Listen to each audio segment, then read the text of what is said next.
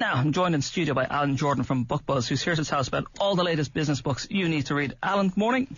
Morning, Ian. How are you? I'm not too bad. Today we're looking at Employees First, Customers Second, Turning Conventional Management Upside Down by Vineet Nair, Chief Executive of HCL Technologies. Now, I've heard of this company, and they're a big employer in Belfast, but it really is a remarkable story, probably the best-known Indian multinational company. No, absolutely. And even when Vineet took over as CEO in 2005, I mean, they were a very strong organisation, 30,000 employees worldwide, and almost turning over $1 billion. So he really he was taking over something that was already working and was making profits, but it's where he took it from there that's the great story, Ian.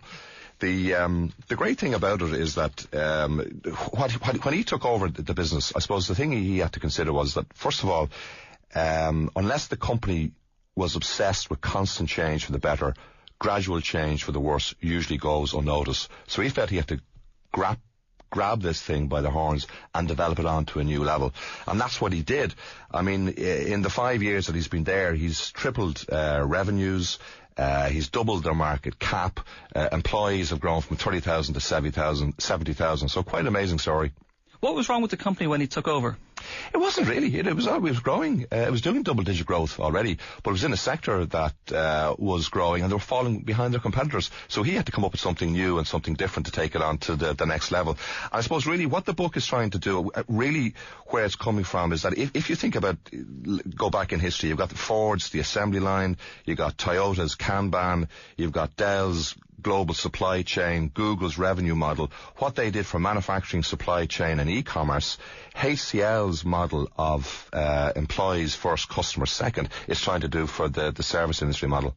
Yeah, I mean, it kind of turns on the head everything you hear, particularly in retail, in which the customer is always right and the customer comes first. That's right. And again, you know, we've seen the pyramid being inverted before. So instead of having the MD and then management and then staff, that pyramid, you turn it upside down and put the customer first. What they've done is put the employees first. And really, and it wasn't easy. I mean, they had to sit down with all the staff and travel all over the globe and talk with all the put a lot of input with all the staff to say we need to do this change. So we need to make sure that managers and everybody else in the business is looking after the employees who are in the front line servicing the customer. Yeah, I suppose for many people who don't know who HCL are, they're effectively they're outsourcing, but it's call centres, and I suppose most people's view of call centres was the workers are poorly paid and aren't really considered an asset. That's right. And he was very much of the mind, and certainly with his staff, to say, no, actually, no, you are critically important. And to do that, they come up with a number of innovative strategies to really build trust and show transparency between, you know, it's easy for me to talk the talk, but I've got to walk it. And one of the most interesting things they did, and probably the scariest, is in what they did on their whole performance appraisals and 360-degree feedback. That it's a little bit scary for managers out there. So I'll tell you a little bit about that. Yeah, go ahead. Yeah, so I mean, one of the things they did was, so you normally have a 360-degree appraisal process for all the top management. But what they did was they posted it up on their intranet, so it was open to review by any employee in the company.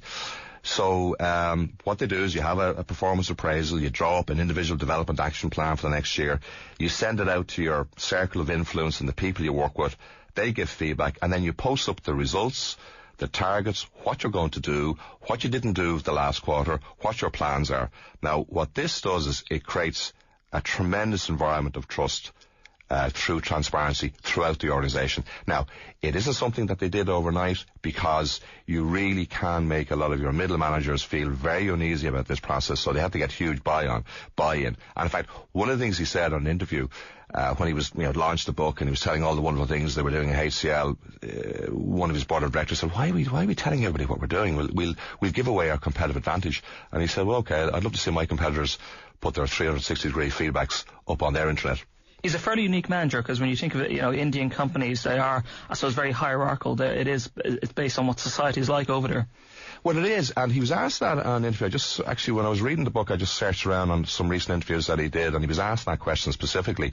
So is it to do with the Indian culture? And he said, well, no. He said, look, 90% of their business is outside of India, so you've got to be huge in big business to have in the UK, in Europe. So no, a lot of the concepts and the management style that they have is kind of westernized. In fact, you're talking about business books. Myself, Yankee and Ron, we're kind of doing a review for maybe what's coming up for next year.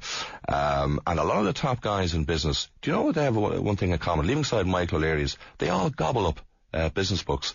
And in fact, Vinit, Starfish and the Spider was a book that he came across, which again is like Martin Thomas's Loose, Linda Grant's The Shift, is about decentralizing your organization. So a lot of these top guys have realized we're part of big organizations, 30,000, 40,000 people. We've got to come up with a way to get our staff engaged, and we've got to get out of our way and let them get on and look after the customer. So he just, I suppose, what the book really does, Ian, is it gives you a blueprint on how to go about doing it. A lot of these things are a bit airy-fairy. This guy, this is what he did, this is how he went about, this is how he laid out the stall. There was lots of people who maybe didn't think he was going to do it or was the right thing to do it, how he brought them along. Does he mention at all, I suppose, the view most people would have be, with the American companies and the other multinationals putting call centres in India, he's going the reverse direction by putting them from India back into places in Europe and America? Just to get closer to his customers. In fact, they invite customers and suppliers to a major event that they host every year, and it's the most sought after ticket in the corporate world. And you think, hold on a second now, he's bringing all his customers and he's going to sell to them. This is like delivering happiness and Tony Shea. Remember the folks, and they didn't upsell? No. In fact, they just let the customers talk, interact, and share the stories. And what they were listening from the customers was, you need to get closer to us, you need to be more adaptable. So they did that. And the big part of the change was really not delayering management so much as just getting rid of the responsibilities and letting the people on the ground get on and do the job, get them engaged and get them empowered. Yeah, fascinating company and a fascinating individual. Alan Jordan from BookBuzz, thank you very much for coming in this morning. That book was Employees First, Customers Second, Turning Conventional Management Upside Down by Vinit Nair, Chief Executive of HCL Technologies. Well, up next, we're going to